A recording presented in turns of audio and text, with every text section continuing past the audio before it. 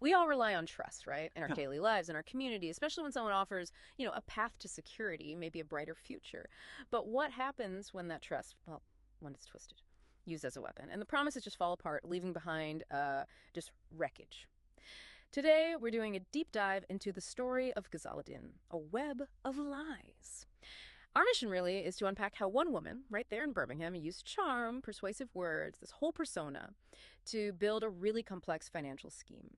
She often targeted women, people in her local communities, promising security through property investments.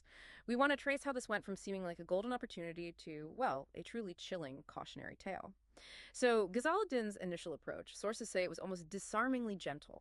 Soft voice, confident smile. She presented herself as this trustworthy guide, someone who could lead you to prosperity. She'd reach out, often within these communities, inviting people into what she called a safe and lucrative opportunity. And her strategy, you have to admit, was clever. For the first few months, she actually paid out quite impressive returns. That was crucial, wasn't it? To build that initial confidence. Well, absolutely. And what's really fascinating, maybe disturbing, is how she didn't just exploit financial need, but that very human instinct for trust, especially in close-knit communities. Those initial payouts, they worked like magic. Friends, acquaintances, they saw the money coming in, they were impressed, so they started vouching for her, telling their own families, their friends, look, this is real, it's working. And that social proof, that word of mouth, it encouraged others to kind of bypass the usual checks and balances. They just joined in. And that's how the web started spreading, Yeah. organically, through these trusted social networks. Made the whole thing incredibly hard to spot early on. Right, but that initial shine, that success, it couldn't last. It started to fade, didn't it? Turned into this kind of creeping dread. Months go by, the payments get delayed, then they just stop completely. Ghazala's voice apparently gets distant, fewer messages. So, how did she try to keep the illusion going when things started falling apart? And what were the big red flags? Well, she was apparently a master of evasion.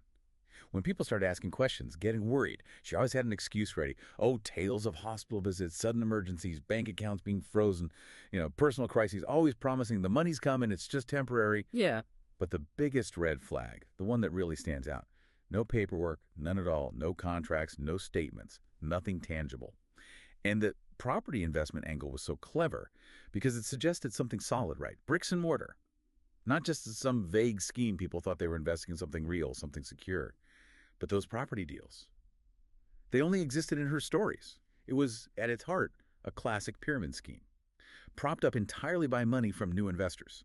Once that flow of new money stopped, The whole thing just had to collapse. exactly, the illusion shattered. And the human cost, the Yeah. devastation when that security just evaporated and Ghazala Din herself disappeared.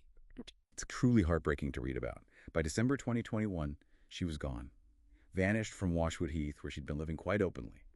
Her phone, dead, silent. And even the friends, the ones who'd initially vouched for her, they apparently turned away from the victims left behind. Understandable, maybe, but it left people feeling completely alone. The damage was just immense. Families broken, savings completely wiped out, and that trust, the very thing she built her scheme on, utterly shattered. It really highlights how, financial vulnerability can sometimes mask a deeper need for connection, for belonging, and that need can be terribly exploited. So when we look at Ghazala's story, what's the takeaway for you listening now? It's a stark reminder, isn't it, how easily trust can be manipulated, how quickly lives can be ruined. It really hammers home the need to look past the promises, however captivating they sound. To dig deeper, do your own research before handing over your hard-earned money. Absolutely. It's a call for vigilance, really. Within families, within communities, we need to be wary of anyone offering quick, easy wealth, especially if the details are fuzzy, or if there's no real tangible proof like proper contracts, clear documentation of where the money is actually going. It's about looking out for each other, being discerning. Because sometimes the most convincing stories, well, they aren't really stories at all. They're carefully laid traps, silken traps, just waiting for the next person to stumble in. Thank you for joining us on this deep dive.